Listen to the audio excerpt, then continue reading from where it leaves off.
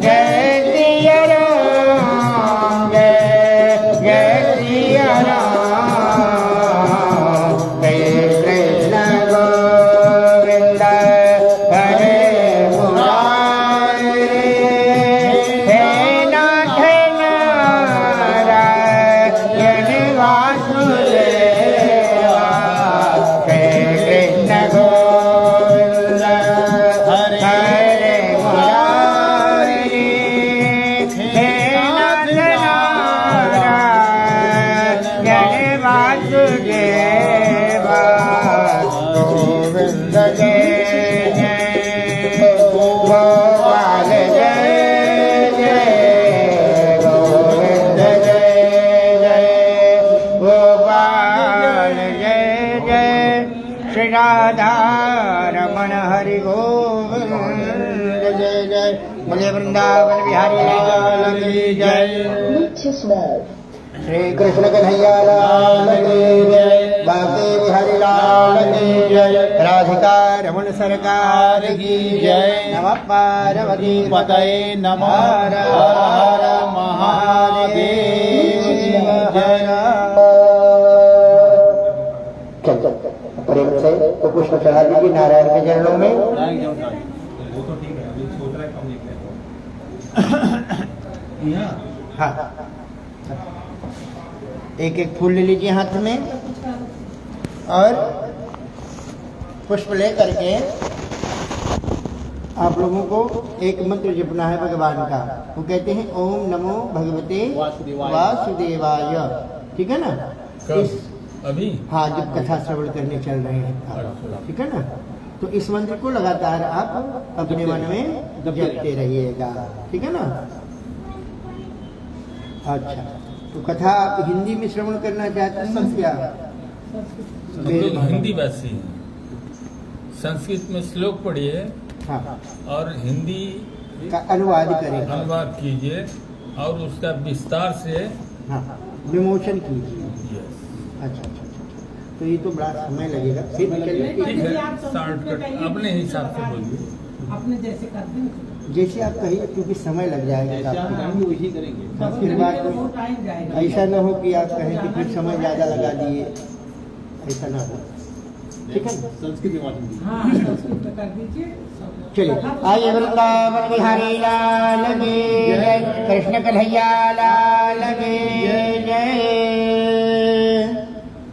आइए भगवान की अमृत कथा का श्रवण करेंगे प्रेम से, श्रद्धा से, भाव से। भगवान की ये कथा अमृतमयी है, अमृत के तुल्य है, क्योंकि भगवान के श्रीमुख से जो चीज निकली हो, इस कथा की वक्ता भगवान स्वयं है। भगवान ने स्वयं इस कथा को अपने मुख से कहा है। पहले वक्ता इस कथा के भगवान श्री हरि हैं और पहले श्रोता भक्त शिरोमणि नारद जी महाराज हैं। और भगवान की महिमा इतनी बड़ी है कि इनके नाम में ही इस व्रत का पूर्ण निष्कर्ष है। कहते हैं कि श्री सत्य नारायण व्रत और कथा। श्री है, सत्य है, नारायण है, व्रत है, सत्यता को धारण करेंगे तो नारायण और आद्याशक्ति राजराजेश्वरी की कृपा अपने आप बन जाएगी। दोनों युगल सरकार तुरंत पधारेंगे, लेकिन उसके लिए क्या है? सत्यता को धारण करना पड़ेगा। और सत्यता को धारण करके नारायण का व्रत करने से, उनकी कथा का श्रवण करने से इस कथा का पूर्ण फल आपको प्राप्त होता है। और इन नियम, संयम, आचार विचार का सदैव व्यक्ति को पालन करना चाहिए, जो इस नियमावली का पालन करके भगवान हरि के चरणों में समर्पित रहता है, भगवान उसकी प्रार्थना को स्वीकार करते हैं। तो आइए इस कथा में हम भी प्रवेश करेंगे और पूर्ण भक्ति और श्रद्धा के साथ भगवान की कथा को श्रवण करेंगे और उनसे यही निरंतर प्रार्थना होती है, कृपालु है, कृपा निधान, आपने जगत का कल्याण किया है, आपने बहुत सारे सठ का भी दोष निर्मूलन करके उनका उद्धार किया है। मैं भी एक तुच्छ पापी जीव हूँ। हे प्रभु, मेरी भी प्रार्थना अर्चना वंदना आप स्वीकार करें और मेरा भी उद्धार करें। तो आइए कथा में प्रवेश करते हैं। भगवान की कथा को श्रवण करिए। हरि ओम।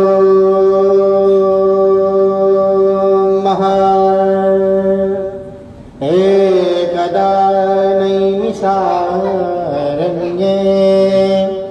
ऋषयः सौनकादयः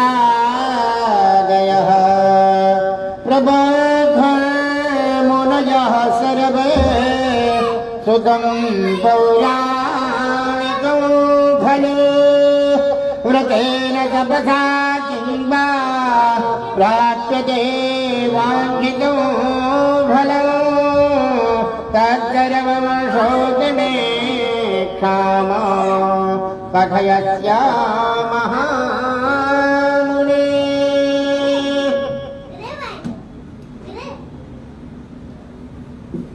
कलिकाल का प्रकोप अपने चरम पे था। कलिकाल का इस धरा पर आगमन हो चुका था और इस कल के प्रभाव से इस मृत्युलोक के प्राणी नाना प्रकार के क्लेशों को भोग रहे हैं और संत महात्मा ऋषि तपस्वी गण सदैव इस जगत का कल्याण हेतु चाहते हैं। जिसमें कल्याण हो वही सारी क्रियाओं को वो करते हैं, क्योंकि जगत से स्नेह करते हैं। एकदा नैमिषारण्ये, नैमिषारण्य तीर्थ में एक समय की बात है, सारे ऋषि महात्मा एकत्रित होकर के आपस में संगोष्ठी कर रहे हैं कि जगत का कल्याण कैसे हो। और काफी दिनों से तत्परता से इस लालसा में है कि कोई उपाय हमें मिल जाए जिससे जगत का कल्याण हो जाए। आपस में ये संगोष्ठी चली ही रहती कि इतने में सूत जी महाराज जी का आगमन होता है। और सूत जी का आगमन हुआ उस संगोष्ठी में सभी ऋषि महात्माओं ने, सौनक आदि ऋषियों ने एक सुंदर आसन बिछा करके और अपने से श्रेष्ठ कभी भी आगंतुक आता है तो हम उठ करके अभिवादन करते हैं और यही होना चाहिए। हमारे यहाँ कोई भी अगर अतिथि आए, श्रेष्ठ आए तो उठ करके उसका अभिवादन करना चाहिए। महात्माओं ने भगवान सूत जी को सुंदर सिंहासन दिया और आसन देकर के भगवान सूत जी महाराज के सामने अपनी बात को रखी कि व्रतेन तपसा किं वा प्राप्यते वाञ्छितं फलं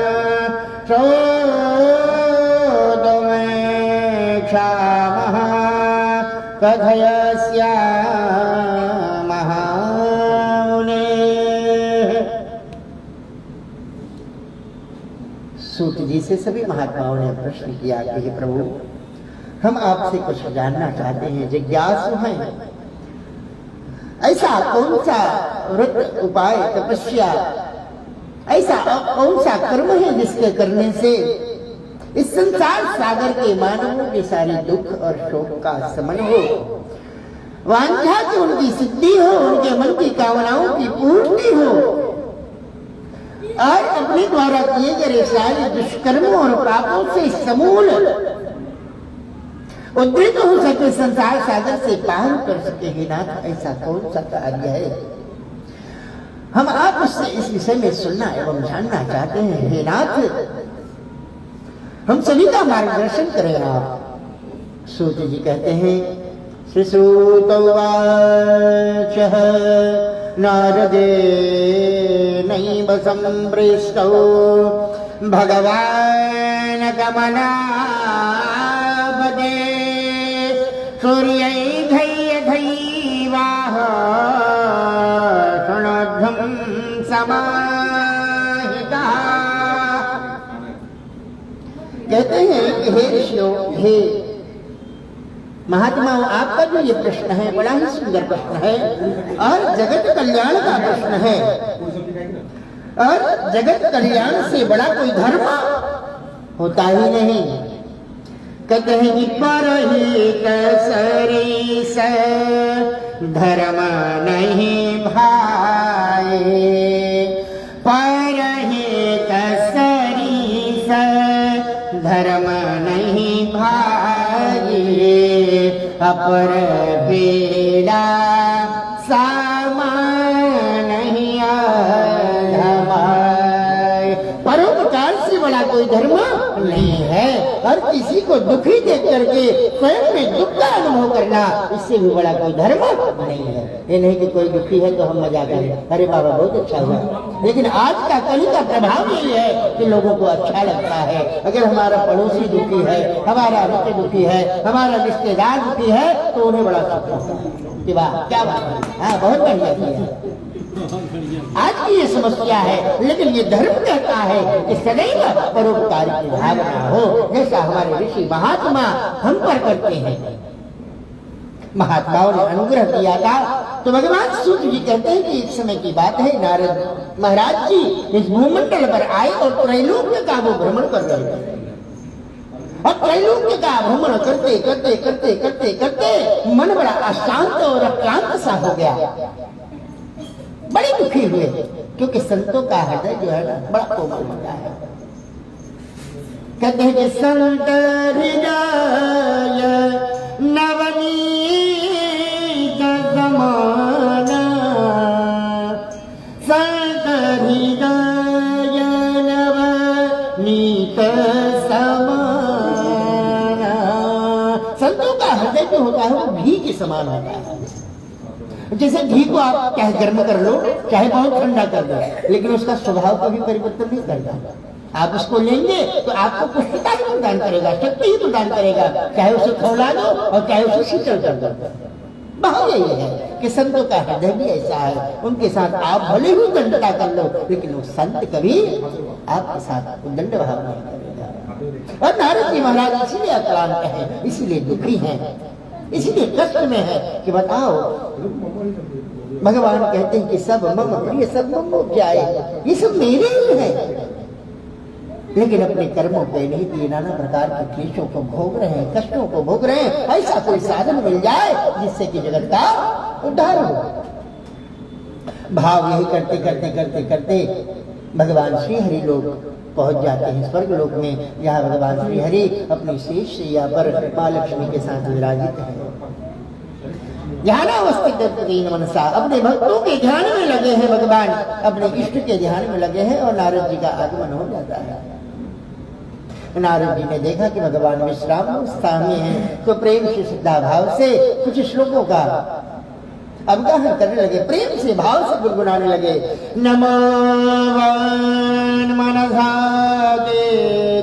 रूपाय नंदतोत्तये आदिमध्यांतहीनाय निर्गुणाय गुणात्मने सर्वेधामादिभूताय भक्तानामार्तिनाशिने श्रुत्वा स्तोत्रं ततो नारद व्राज्यभासता। खूब प्रेम से श्रद्धा भाव से भगवान की वंदना करते हैं और वंदना भगवान स्वीकार भी करते हैं, अपने भक्तों का तो सदैव स्वीकार करते हैं। भक्तानुरागी है भगवान श्री हरि। और जैसे ही नारद की प्रार्थना को श्रवण किया है भगवान ने, भगवान अपने ध्यान को छोड़ देते हैं। कहते हैं कि किमर सोमागसस्त्वं किमते मनसि वर्तते कथयस्य महाभाग तत्सर्वं कथयामि। यद्यपि भगवान सब बातों को जानते हैं, सबके हृदय की बात, अंतर्यामी है ना वो तो सबकी बातों को जानते हैं, फिर भी नारद के आगमन पर नारद से कहते हैं कि किमर्षो मागसिस्त्वं हे महागा, हे महाभाग तुम्हारे आने का अभिप्राय क्या है? और बड़े बोझिल से, बड़े कष्ट में दिख रहे हो, बड़े अक्लांत से दिख रहे हो, ऐसा क्या कारण है? जान पड़ता है बहुत दुखी हो, मुझे बताओ, मैं उसका निदान करूंगा। भगवान को नारद जी कहते हैं कि हे प्रभु, मृत्युलोके जनान् सर्वे नाना क्लेश समन्वितान्। हे प्रभु, नाना योनि समोत्पन्ना क्लिश्यमाना स्वकर्मभिः। हे नाथ, मृत्युलोक के प्राणी नाना प्रकार के क्लेशों को भोग रहे हैं और अपने ही कर्मों के नाते, अपने ही दुष्कृत्यों के नाते नाना प्रकार की योनियों में पुनः उनका प्रादुर्भाव हो रहा है, पुनः नष्ट हो रहे हैं, पुनः उत्पन्न हो रहे हैं। पुनरपि जनाना पुनरपि मरणम।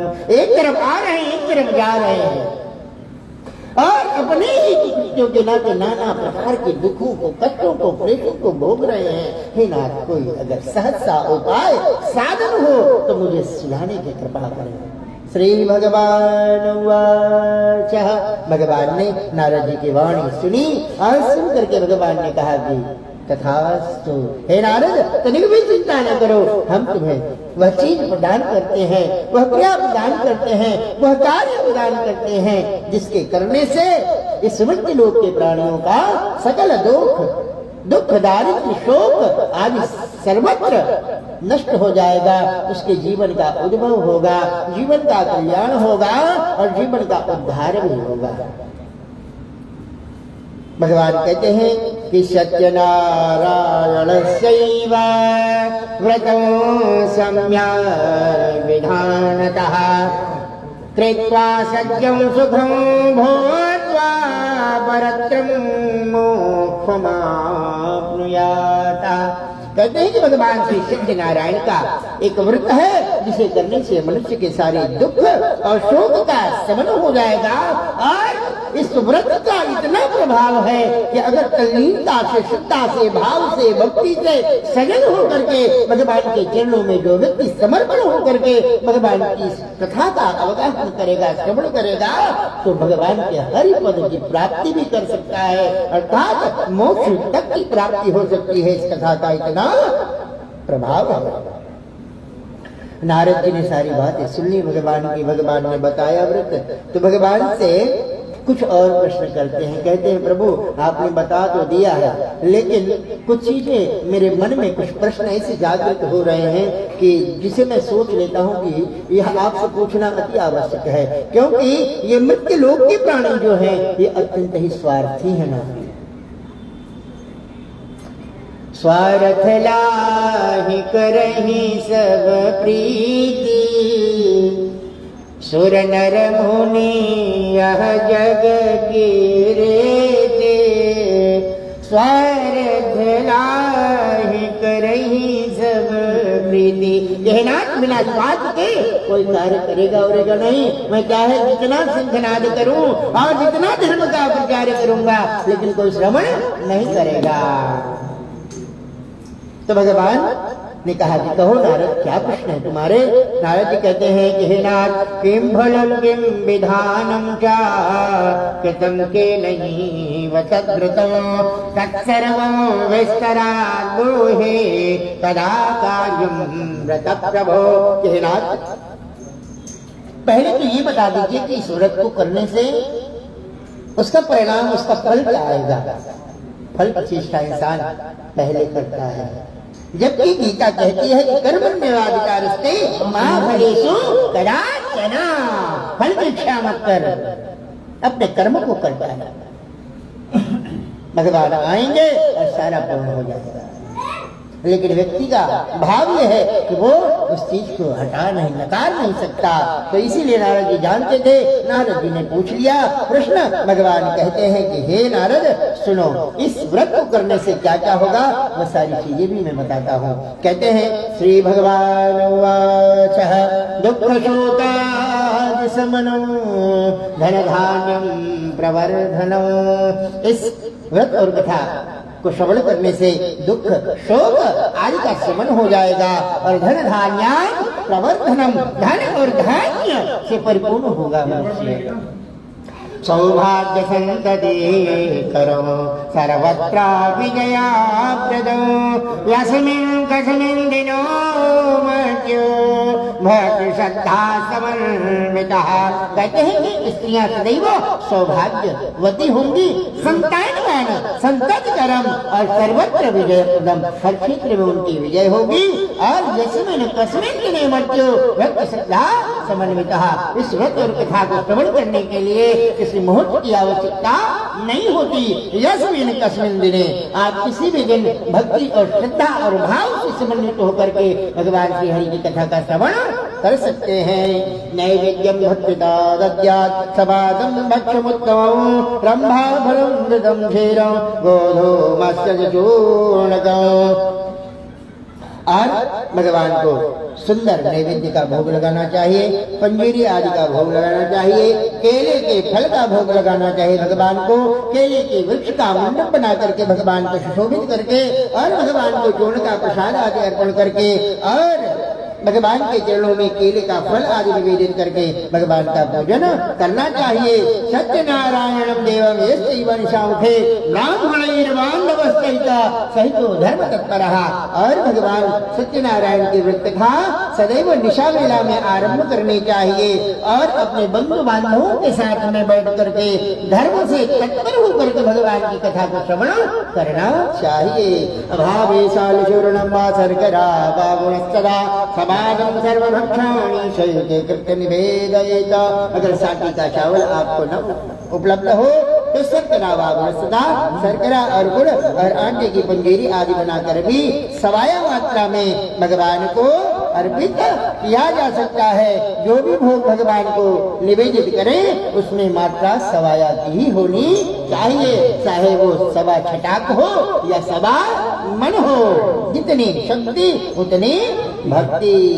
और कहते हैं कि विप्राय दक्षिणां दद्यात् तथा श्रुत्वा जनैः सह तस्य बन्धवे सार्धं विप्रास्य प्रतिभोजयेत। और जो भी प्रतिदेव आए हैं आपको कथा श्रवण कराने, उन्हें उचित मात्रा में दक्षिणा भी देनी चाहिए और दक्षिणा दे करके उन्हें भोजन आदि करा करके प्रसन्न चित्त से विदा करना चाहिए।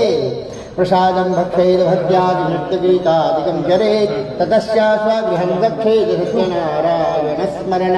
और जो लोग इस कथा में सम्मिलित हुए हैं वो भी भगवान का प्रसाद ग्रहण करें और अपने घर की तरफ जब उन्मुख हो जाने के लिए तो प्रेम से भगवत नाम स्मरण करते हुए श्री कृष्ण गोविंद हरे मुरारी हे नाथ नारायण वासुदेवा, इस मंत्र को विचार करते हुए गुनगुनाते हुए मन में और संकीर्तन करते करते अपने घर को जाते हैं तो उन्हें भी इस कथा का पूर्ण फल प्राप्त होता है। एवं मनुष्याणाम वांछा सिद्धित भवेत् ध्रुवं विशेषतः कलियुगे लघुपायास्त भूतले। ऐसा करने से मन इच्छित फल को भगवान प्रदान करते हैं। यह ध्रुव सत्य है, इसमें किंचित मात्र की भी असत्यता नहीं है।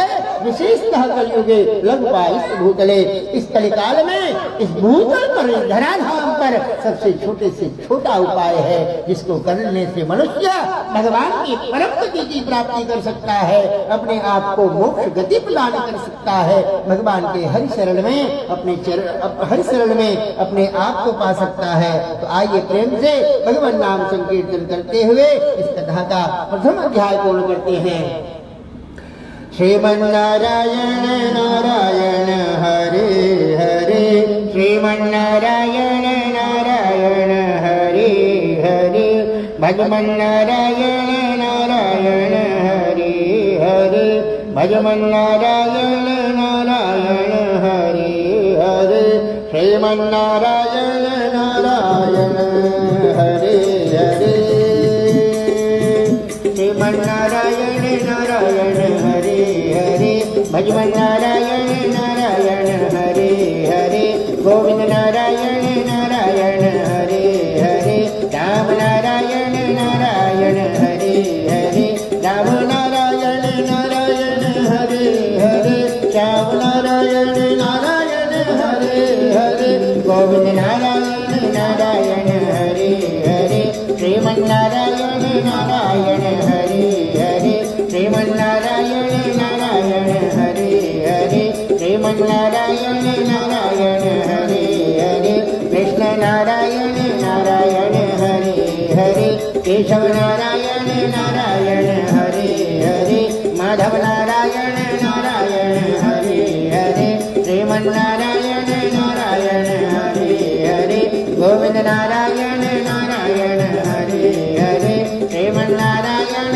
नारायण हरे हरे, सत्यनारायण नारायण हरे हरे, सत्यनारायण नारायण हरे हरे, श्रीमन नारायण नारायण हरे हरे, श्रीमन नारायण नारायण हरे हरे, सत्यनारायण नारायण हरे हरे, सत्यनारायण नारायण हरे हरे, सत्यनारायण नारायण हरे हरे। बोलिए वृंदावन बिहारी लाल की जय। निते श्रेयस्कंद पुराणे रेवाखंडे श्री सत्यनारायण कथाया प्रथम उत्सवः। बोलिए वृंदावन बिहारी लाल की जय।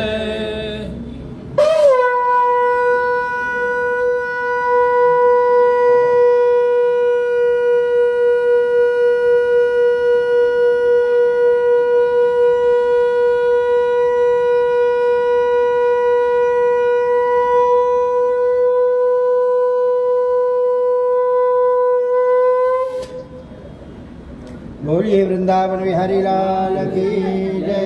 चलिए पुनः अक्षर पुष्प ले लीजिए। संस्कृत श्लोक कह के उसका सारा थोड़ा बता के थोड़ा टाइम तो दूर से लगाया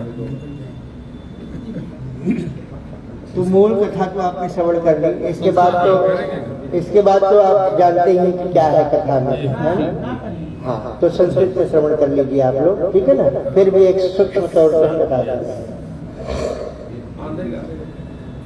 आइए भगवान की कथा यहाँ पे श्रवण हुई, शौनकादि ऋषियों के प्रश्नोत्तर हुए, शौनकादि ऋषियों के द्वारा सारी चीजें व्यवस्थित हुई। शौनकादि ऋषियों के मन में पुनः विचार हुआ कि हे प्रभु, कथा तो यहाँ भूधरा पर आ गई, यहाँ तक की व्यवस्था आपने बता दिया, इसके प्राप्त होने से क्या क्या हो सकता है उसके बारे में भी सब आपने हमें श्रवण कराया है। नाथ हम भी जानना चाहते हैं कि वो प्रथम पुरुष कौन था इस धरा पर जिसने भगवान श्री हरि की कथा का प्रथम बार श्रवण किया। तो भगवान सूर्य कहते हैं अनन्या संप्रक्षाने एकदम ये अपराधियाः कश्चित् काशीपुरे रम्यरासिति विप्रोत निर्धनः। कहते हैं कि काशी क्षेत्र में एक निर्धन ब्राह्मण रहा करते थे जिनका नाम सतानंद था। और सतानंद भगवान हरि के भक्तानुरागी भगवान हरि के भक्त थे और श्रद्धा भाव भक्ति के साथ में इस संसार सागर में भगवान श्री हरि की गुणगान और श्री हरि की कथा आदि और धर्म से सदैव तत्पर रह करके अपने जीवन को व्यतीत कर रहे थे। लेकिन भगवान की ऐसी अनुकंपा कि सतानंद महाराज अत्यंत गरीब ब्राह्मण थे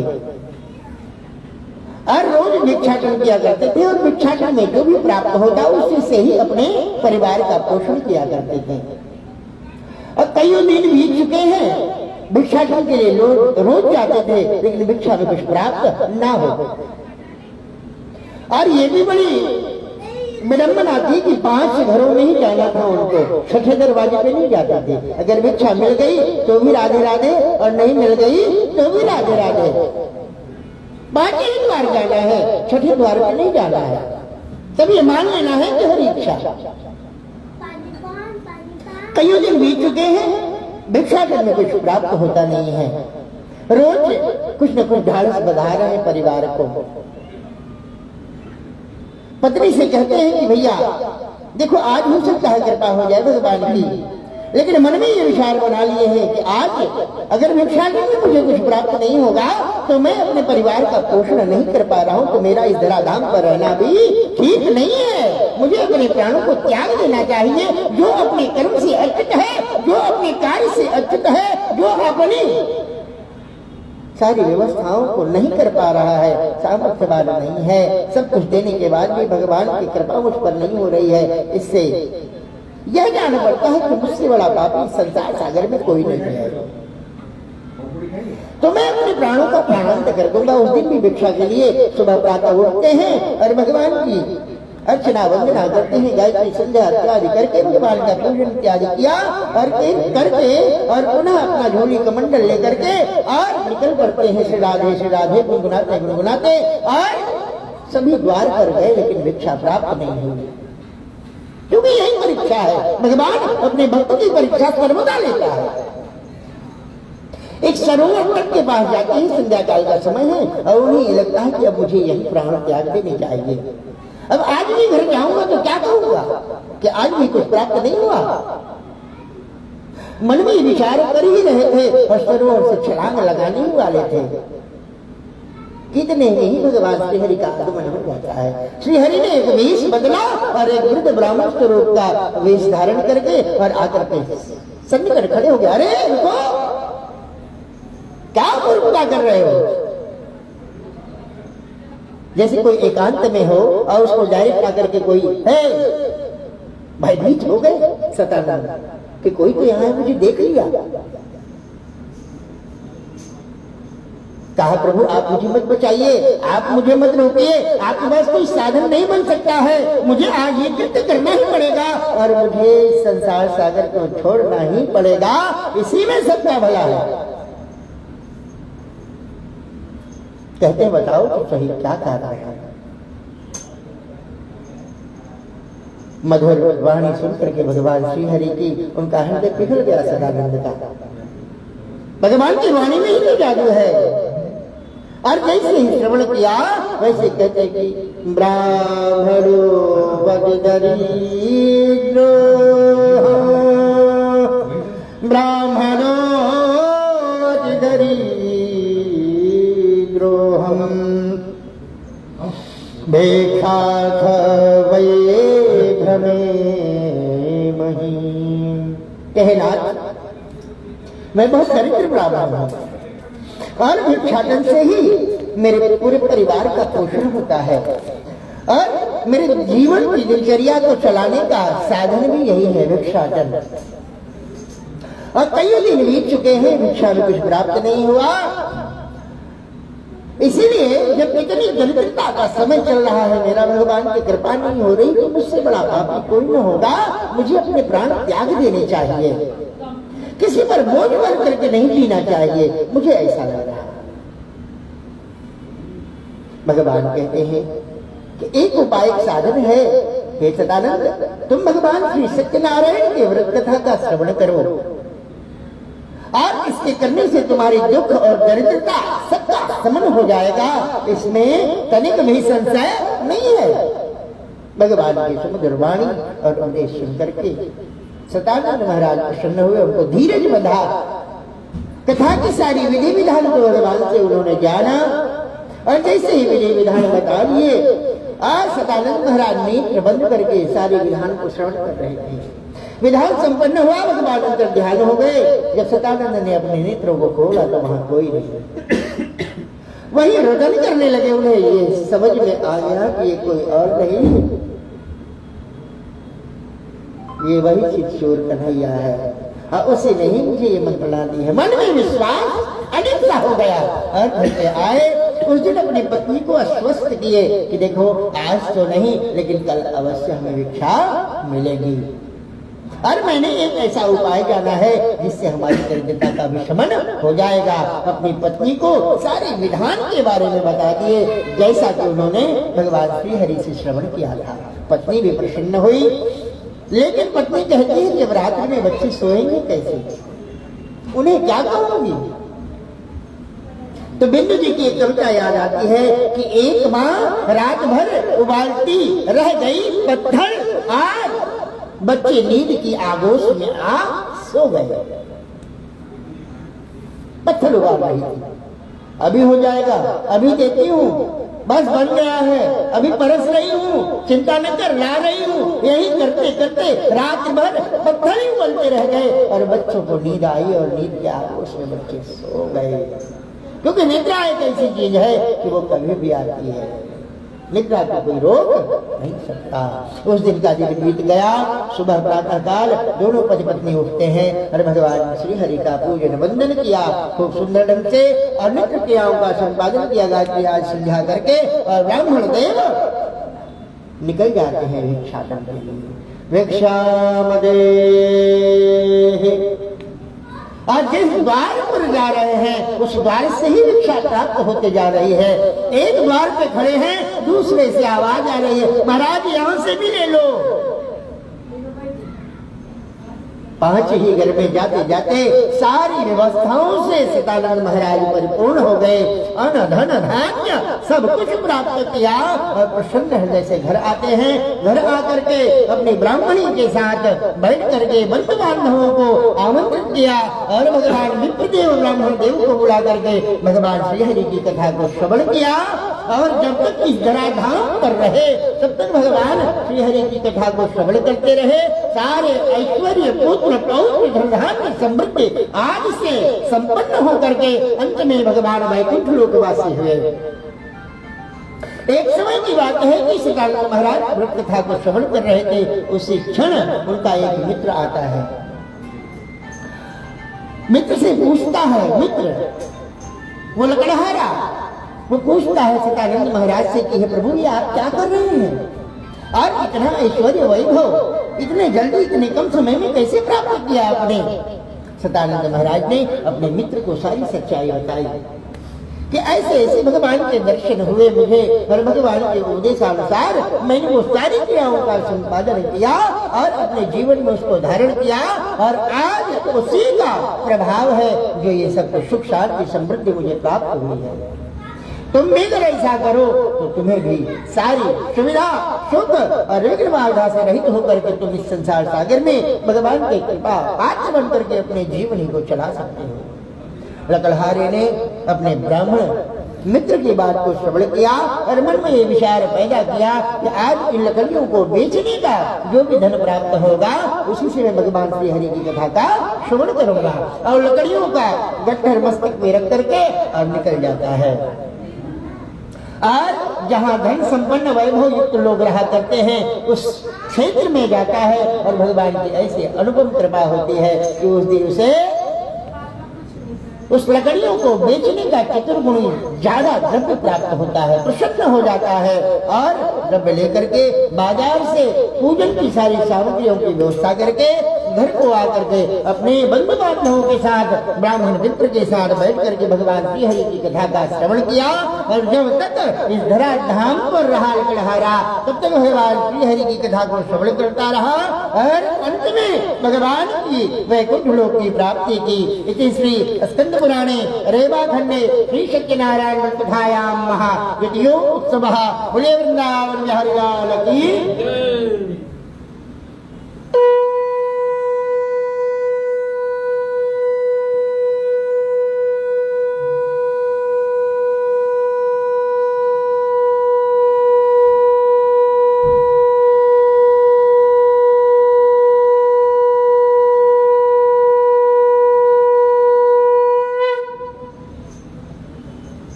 बोलिए कृष्ण कन्हैया लाल की जय।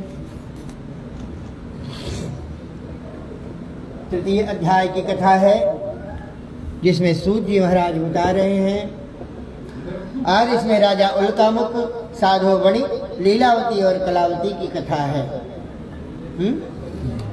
राजा उल्कामुख जो है जितेंद्रिय राजा है। जितेंद्रिय वो होता है जो अपनी सारी इंद्रियों पे कमांड करे, वही जितेंद्रिय हो सकता है। ठीक, जिसे अपने पे सदैव तो राजा उल्कामुख जो है वो सदैव अपने आप की कंट्रोलिंग पावर रखते हैं अपने इंद्रियों पे। और वो जितेंद्रिय राजा है और प्रजा पालन के तत्पर रहने वाले राजा हैं। प्रजा को सदैव अपने भक्ति से अपनी सेवा से सदैव प्रसन्न चित्त रखते हैं राजा उल्कामुख। लेकिन भगवान की ऐसी कृपा है कि उनको संतान नहीं है और संतान नहीं होने के नाते अपने राज्य के विदुषी लोगों से, ब्राह्मणों से, विप्रों से जो उन्हें मंत्रणा मिली है, जो ज्ञान मिला है, जो मार्ग सन्मार्ग मिला है, उसी पर वो चलते हैं। भद्रशिला नदी के तट पर भगवान श्री हरि की कथा का प्रति दिवस श्रवण किया करते हैं। प्रेम श्रद्धा भाव से रोज भद्रशिला नदी पर वो और उनकी पत्नी साध्वी स्वभाव दोनों मिलकर के भगवान श्री हरि की कथा का श्रवण करते हैं कि उन्हें भी संतान प्राप्त हो जाए। और उसी समय की बात है कि राजा कथा का श्रवण कर रहे थे मधुशिला नदी के तट पर, और साधु बनिया उसी तट पर आकर के रुकता है। और वो जब भी यातायात के लिए आना जाना आरंभ करता है तो मार्ग में उसी रोज प्रतिदिन यही दिखता कि राजा कुछ न कुछ कर ही रहे हैं। लेकिन उस दिन उसके मन में यह जिज्ञासा हुई कि आज मैं राजन से पूछूंगा कि इतने भक्ति भाव से आप दिवस क्या किया करते हो, क्योंकि मैं जब भी यहाँ से गुजरता हूँ, मार्ग में ठहरता हूँ यहाँ आराम हेतु, तो मैं देखता हूँ कि आप कुछ न कुछ धर्म कार्य में लगे हैं। ऐसा क्या करते हैं? राजन ने विनम्र वाणी सुनकर के साधु वणिक से कहा कि सुनो साधु वणिक, मैं भगवान श्री हरि की कृपा प्राप्त करने के लिए जो सर्व समर्थवान है, जो सब कुछ के प्रदाता है, तो मुझे संतान नहीं है, और संतान के हेतु मैं भगवान श्री हरि की व्रत कथा को प्रतिदिवस श्रवण करता हूँ, और मुझे ये निश्चित है कि भगवान हमारे मनोरथ को सिद्ध करेंगे। उसके मन में जिज्ञासा हुई कि अरे राजन अगर संतान को प्राप्त करने के लिए इस व्रत को कर रहे हैं तो मेरे भी तो संतान नहीं है। उसने राजन से प्रार्थना किया कि हे प्रभु, मुझे इसके विधि विधान से भी अवगत कराएं, जिससे कि मैं भी इस कथा को श्रवण कर सकूं। राजा उल्कामुख के द्वारा उस साधु वणिक ने सारी भगवान श्री हरि की कथा का विवरण श्रवण किया, और उसके मन में भी यह हुआ कि मुझे भी संतान प्राप्त होगी, मैं भी भगवान की कृपा को प्राप्त करूंगा। और ऐसा निश्चय करके जब वो अपने घर पहुंचता है संध्या काल में, तो अपनी पत्नी से ये वार्ता में कहता है कि आज मैंने एक भगवान श्री हरि की कथा के बारे में श्रवण किया है, भगवान श्री सत्यनारायण व्रत कथा, जिसको करने से हमें भी संतान की प्राप्ति होगी। लीलावती अत्यंत प्रसन्न हुई कि वाह, अगर ऐसा कोई व्रत है तो हम अवश्य करेंगे नाथ, हम दोनों को व्रत कर लेना चाहिए, पूजन इत्यादि कर लेना चाहिए। लेकिन साधु वणिक बड़ा चतुर था, उसने कहा कि देखो ऐसा है कि पहले भगवान अगर हमारी कामनाओं को पूर्ण कर देंगे, और जिस दिन भगवान कामना को पूर्ण कर देंगे उसी दिन हम भगवान श्री हरि की कथा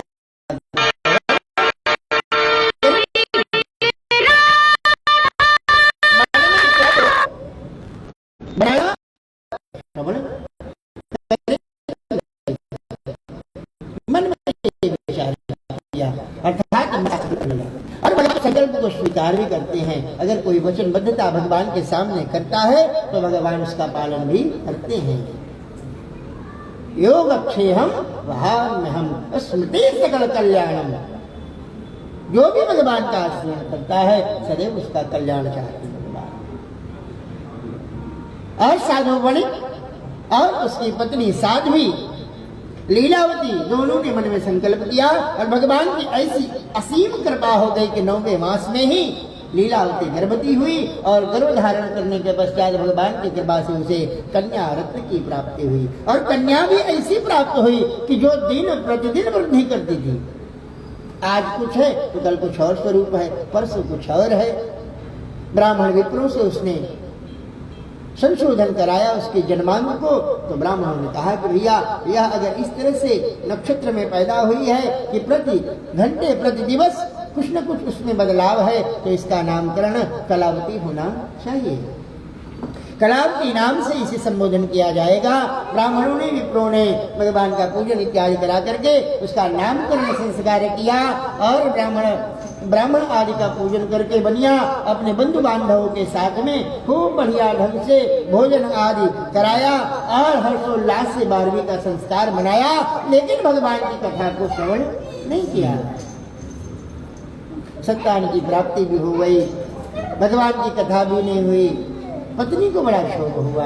पत्नी ने कहा कि हे नाथ, भगवान ने हमारी मनोकामनाओं को पूर्ण कर दिया है, अब तो हमें भगवान श्री हरि की कथा को श्रवण कर लेना चाहिए। पत्नी को आश्वस्त करता है कि देखो अभी 12वीं के कर्म में बहुत सारा खर्च हो गया है ना, सबको भर विदाई देनी पड़ी है, हमारी बहनें आई, बुआ आई, भाभी आई, सबको कुछ न कुछ देना पड़ा। इतना खर्च तुमने करवा दिया, बताओ अब तुरंत कहती हो कि अब जो है कथा भी श्रवण कर लो। तो सुनो, ऐसा है कि मेरे पास एक विचार है कि विवाह समये तस्या करिष्यामि व्रतं प्रिय ते भार्या समास्वस्य जगामनगरं प्रति। कहता है साधु बड़ी कि सुनो, देखो तुम धर्मशीला हो और भगवान का व्रत पूजन हम करेंगे, तनिक भी चिंता न करो। ऐसा है कि जब हम इसका विवाह आदि कर्म करेंगे उसी समय भगवान की कथा भी श्रवण कर लेंगे, एक ही खर्च में दोनों काम हो जाएंगे। भगवान की कथा तो शादी में होती ही है, तो कन्या की शादी भी करेंगे और उसी समय भगवान का ये कोटा भी हम पूरा कर देंगे। मतलब वो श्रद्धा कहाँ चली गई? श्रद्धा खत्म हो गई। व्यक्ति की जरूरत पूर्ण हुई तो श्रद्धा खत्म हो गई, अर्थात बनिया को भोगना पड़ा। उसने ये अवहेलना जो की उसका कष्ट भी उसे भोगना पड़ा। और ऐसा कह करके चिंता न करो, विवाह समय तस्या, मैं विवाह के समय में इसकी कथा को श्रवण करा दूंगा तुम्हें भी, और मैं भी श्रवण कर लूंगा। ऐसा उसे आश्वस्त करके और अपने व्यापार के लिए निकल जाता है। और व्यापार से कुछ दिनों बाद जब लौटता है तो बाजार में अपनी कन्या को देखता है। कन्या को देखने के बाद उसके मन में ये बात उत्पन्न हुई कि अब मेरी कन्या विवाह योग्य हो चुकी है। कन्या हो जाती है, पहले उसी को डर होता है कि अब मुझे अपनी कन्या का विवाह कर देना चाहिए। जैसे जैसे वो बढ़ती है वैसे ही वैसे पिता का शीश जैसे टाइट था वो धीरे धीरे नम होता है। कहीं न कहीं लगता है कि अब मुझे अपनी कन्या का विवाह करना है। कहीं न कहीं उसके मन में बात चालू हो जाती है। ऐसे ही उस साधु वणिक के मन में विचार पैदा हुए कि अब मेरी कन्या सयानी हो चुकी है, अब मुझे इसका विवाह कर देना चाहिए। अपने बंधु बांधवों से संगोष्ठी करता है, अपने लोगों में संगोष्ठी करता है और कहता है कि कोई सुंदर साधु वणिक का वर का अन्वेषण करे जिससे कि मैं अपनी कन्या का विवाह कर सकूं। सभी ने मिलकर के एक सुंदर साधु वणिक का अवलोकन किया और उस साधु वणिक के साथ में साधु बनिया ने अपनी कन्या का विवाह श्रद्धा भाव के साथ खूब बढ़िया ढंग से संपन्न किया। लेकिन उस दिन भी भगवान की ऐसी विडंबना कि शादी तो समाप्त हो गई, सारे फंक्शन समाप्त हो गए, सारी क्रियाएं संपादन हो गई, लेकिन एक ही क्रिया बाकी रह गई जो भगवान श्री हरि की कथा उस दिन भी श्रवण नहीं हुए और इससे भगवान अत्यंत क्रोधित हो जाते हैं। शादी बीत गई और